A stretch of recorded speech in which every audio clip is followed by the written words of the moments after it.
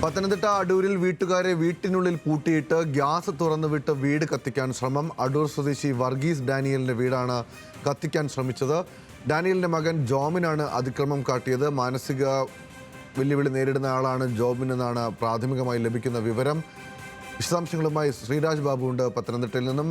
ശ്രീരാജ്, എപ്പോഴാണ് ഈ സംഭവം ഉണ്ടായത്? എന്താണ് ഇതുമായി ബന്ധപ്പെട്ട് കൂടുതൽ വിശദാംശങ്ങൾ?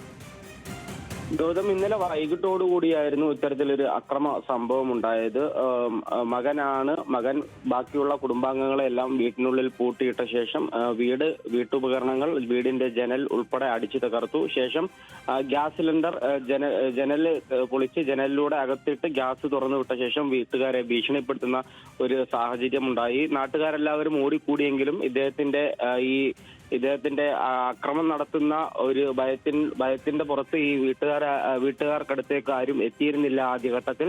തുടർന്ന് ഇവർ തന്നെയാണ് പോലീസിലും അതുപോലെ തന്നെ ഫയർഫോഴ്സിനെയും വിവരങ്ങൾ അറിയിച്ചത്. തുടർന്ന് ഫയർഫോഴ്സ് സ്ഥലത്തെത്തി ഇയാളെ അനുനയിപ്പിക്കാനുള്ള ശ്രമങ്ങൾ നടത്തിയിരുന്നെങ്കിലും ആദ്യഘട്ടത്തിൽ അവയെല്ലാം പരാജയപ്പെടുന്ന ഒരു സാഹചര്യമായിരുന്നു ഉണ്ടായിരുന്നത്. തുടർന്ന് ഇയാൾ അവിടെ നിന്നും ഓടിപ്പോവുകയായിരുന്നു. ഇയാൾ ഓടിപ്പോയതിനു ശേഷമാണ് ഫയർഫോഴ്സ് ഉദ്യോഗസ്ഥർ ഈ വീട്ടുകാർക്കടുത്തേക്ക് എത്തുകയും അതുപോലെ തന്നെ വീട്ടിനുള്ളിൽ കിടന്നവരെ പുറത്തെടുക്കാനുള്ള ശ്രമങ്ങളും നടന്നത്. അതുപോലെ തന്നെ ഫയർഫോഴ്സിന്റെ വാഹനത്തിന് നേരെ കല്ലെറിയുകയും ഫയർഫോഴ്സ് ഉദ്യോഗസ്ഥരെ ഉൾപ്പെടെ അസഭ്യവർഷം നടത്തുന്ന ഒരു സാഹചര്യവും ഇയാളിൽ നിന്നും ഉണ്ടായിരുന്നു. എന്തായാലും മറ്റു പ്രശ്നങ്ങൾ ഒന്നും ഉണ്ടാകാതെ തന്നെ ഗ്യാസ് സിലിണ്ടർ നിർവീര്യമാക്കാനും അതുപോലെ തന്നെ വീട്ടുകാരെ പുറത്തെത്തിക്കാനും സേനയ്ക്ക് സാധിച്ചിട്ടുണ്ട്.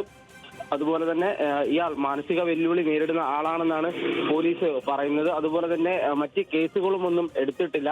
വീട്ടുകാർക്ക് മറ്റ് പരാതികളൊന്നുമില്ല എന്ന് തന്നെയാണ് പോലീസ് ഉദ്യോഗസ്ഥരും പറയുന്നത്. എന്തായാലും മറ്റ് പ്രശ്നങ്ങളൊന്നുമില്ലാതെ ഇവരെ പുറത്തെത്തിക്കാൻ സാധിച്ചിട്ടുണ്ട്. ഗൗതം, ശരി. പത്തനംതിട്ടയിൽ നിന്നും ശ്രീരാജ് ബാബുവാണ് വിവരങ്ങൾ നൽകിയത്.